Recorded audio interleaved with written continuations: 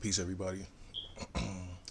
Yeah, today I'm doing this video in response to a situation a few days ago in which I commented on a YouTuber's live stream.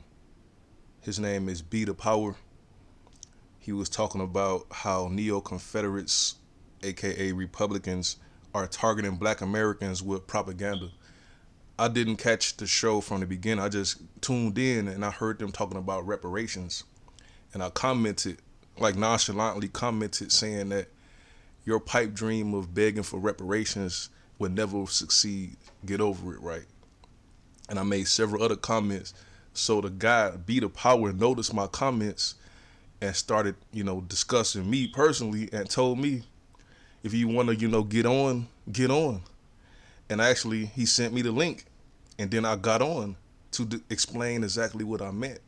So I'm gonna put the link to the description. But I want to actually follow up on that show because I was cut off towards the end rudely. So what happened was when I got on the show, I told him I believe that when you enter this world, you can approach life from one of two ways, either from a position of weakness or a position of strength. And I believe in approaching all things from a position of strength based on the situation. And also, I told him I believe in Sankofa, which means you must go back before you can move forward, or you must look at a situation that was successful and reinstitute that situation that actually showed that it was beneficial and it worked. So I looked at the situation of the Freedmen's Bureau because the guy, Be the Power, calls himself a freedman, and he always references the Freedmen's Bureau and the Reconstruction era. So also, it's three things that we could actually recreate from the Freedmen's Bureau that worked. For one, they were separate from the United States. For two, they had their own institutions. They built all the colleges. And for three, they had a central bank. And I say those three things can be done today. I mean, we could have a republic, but you could still be a citizen. But the idea of actually having a separate republic is not being conveyed to the people or to the government. Like, we actually expect to be U.S. citizens, second-class minorities forever. And from this perspective, you will never get freedom. You will never get equality from a system that's built on your oppression and slavery. So the other aspect of having a central bank, I was saying if the so-called black people had a central bank, we could actually finance. I use an example of Nigeria. We could finance Nigeria's plan to build a pipeline, a gas pipeline, instead of them, begging China to do it. Watch this. Nigeria seeks $1 billion for key gas pipeline as it waits Chinese lending. The Chinese ain't even giving them the money. I'm saying, how come the black Americans can't lend these companies, these countries, money and invest in their infrastructure? Why do we allow China and Britain to take advantage of all these opportunities?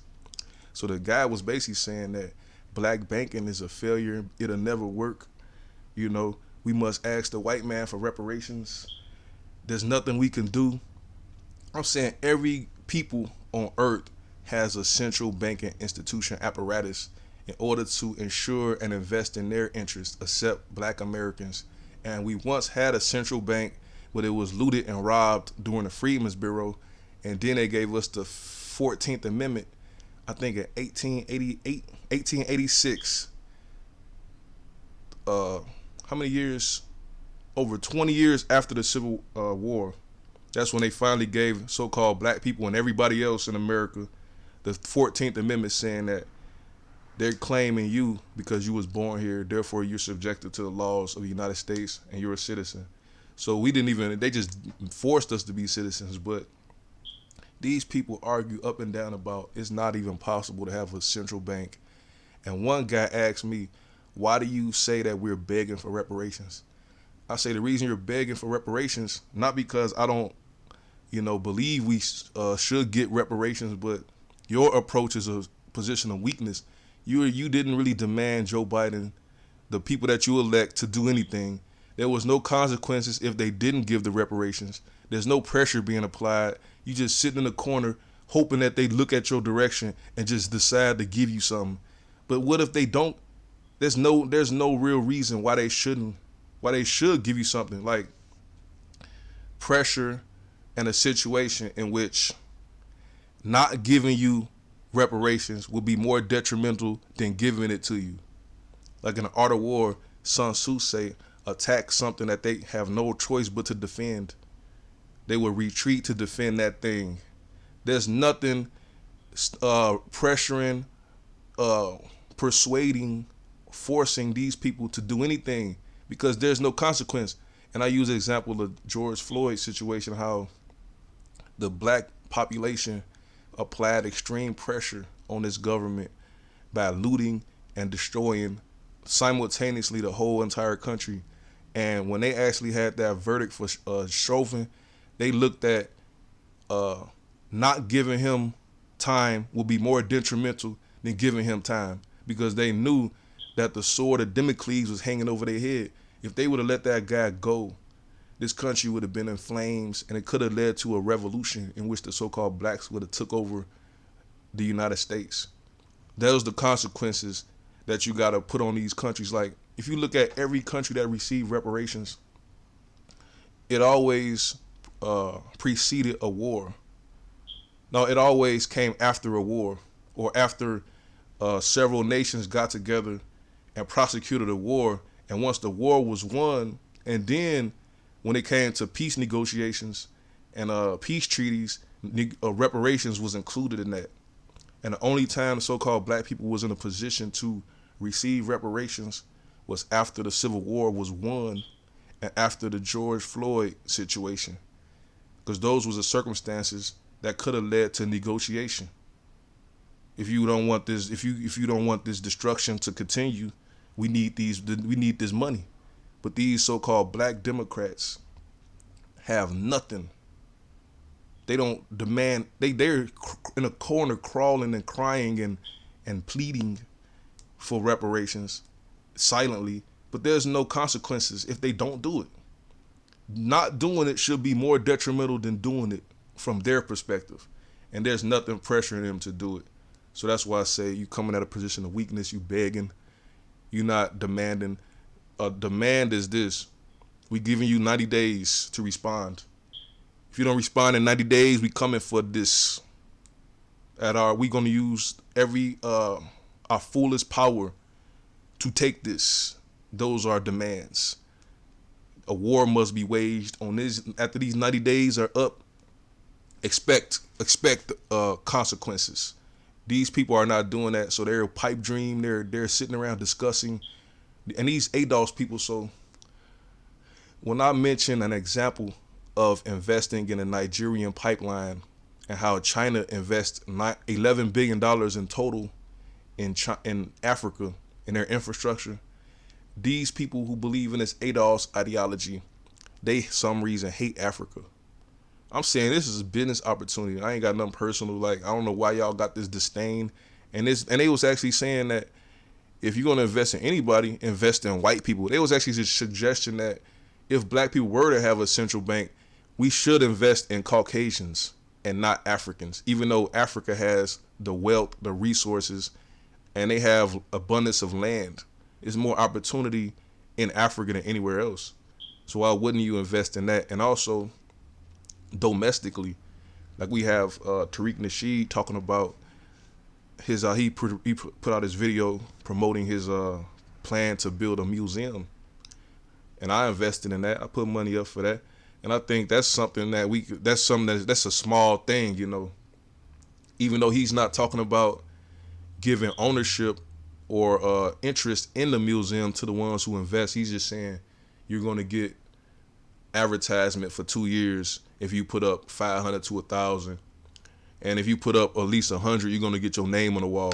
But I think the initial investor should have some type of interest in that museum, some type of ownership in it, even symbolically. You see what I'm saying? It shouldn't just be we just giving you these millions of dollars and then you just gonna go and own it and then just put our name on the wall.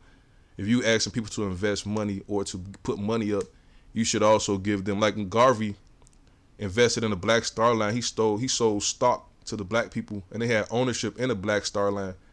Well, it is what it is. So regardless, that's an example of the collective people coming together to invest in one thing. But we should have a central bank. And these people was misunderstanding what I meant by central bank. I mean a bank in which the majority of black people have accounts and interest in it. They have their mortgages, their car loans, whatever, going through this one particular bank, just like a Chase or a Wells Fargo. And then if that bank is working at the interest of the black people, then when they invest in ideas such as what Tariq Nasheed doing, or if Nigeria needs $1 billion in infrastructure, that's going to be giving us interest from our accounts, and also other aspects, because it's a bank that is owned by the people. That's what I really meant. Like they was saying, they was using the example of the Federal Reserve as the archetype for a central bank. But I'm saying every corporation has their own bylaws and structure based on the board of directors and whatever they vote on, and however they amend it.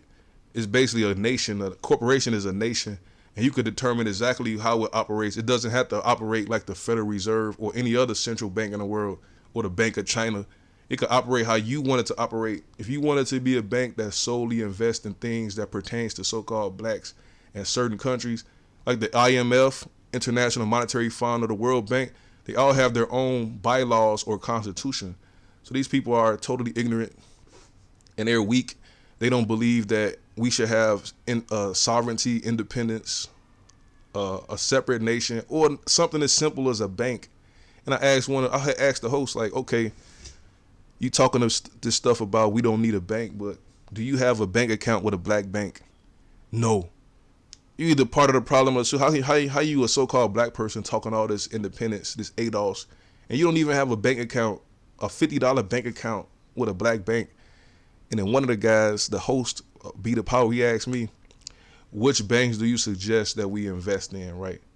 I told him, okay, I have 3 banks right now. I have U.S. Bank, which I'm getting rid of, and I have 2 black banks. One is Bank One. Bank One is headquartered in Michigan. They got me because they had the Harriet Tubman card. I have a saving account with them, and I also have a checking account with Liberty Bank and Trust, which is headquartered in New Orleans, Louisiana, and they have a branch in the Chicago area. But you could also online bank with them. 2 black banks that I gave them examples of, that they could go open up a bank account, and if the mass majority of so-called black people was to take their money out of Chase, Wells Fargo, U.S. Bank, Bank of America, and the rest of them, Citibank, and put their money into Liberty Bank and Trust, then a lot of things in the so-called black community will be invested in. More black businesses would exist. You will have access to more credit. You will have access to equal housing. All the things that you're asking the so-called Caucasian to do, we could do. But we don't have a central bank. And he's saying how poor the black people are.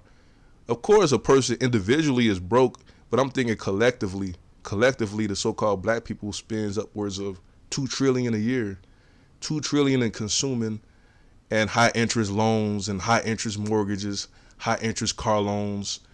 All of these high interest rates that these Caucasians give you is draining much of the money, much of the resources.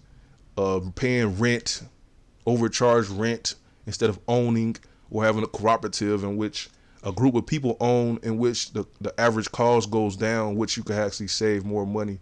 Things like that should be normal and prerequisite.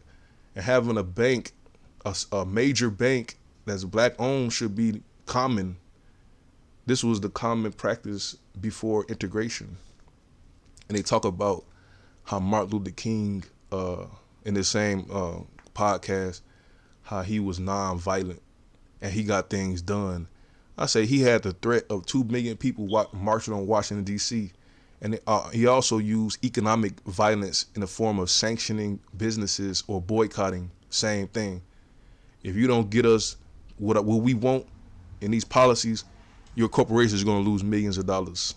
He proved it with the bus boycotts. He boycotted many industries with his Operation Breadbasket, when he did a tour to different major cities, Cleveland, Chicago, Atlanta, and such, and forced and pressured the government to build housing and affordable and increase the quality of life. And the governments actually did it because of his threat, because he mobilized millions of black people to impose economic sanctions on these corporations at the blink of an eye.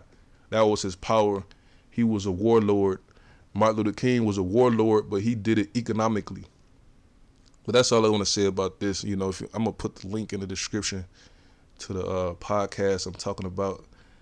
I just want to clear these things up and put these ideas out there. Hopefully somebody will listen to it.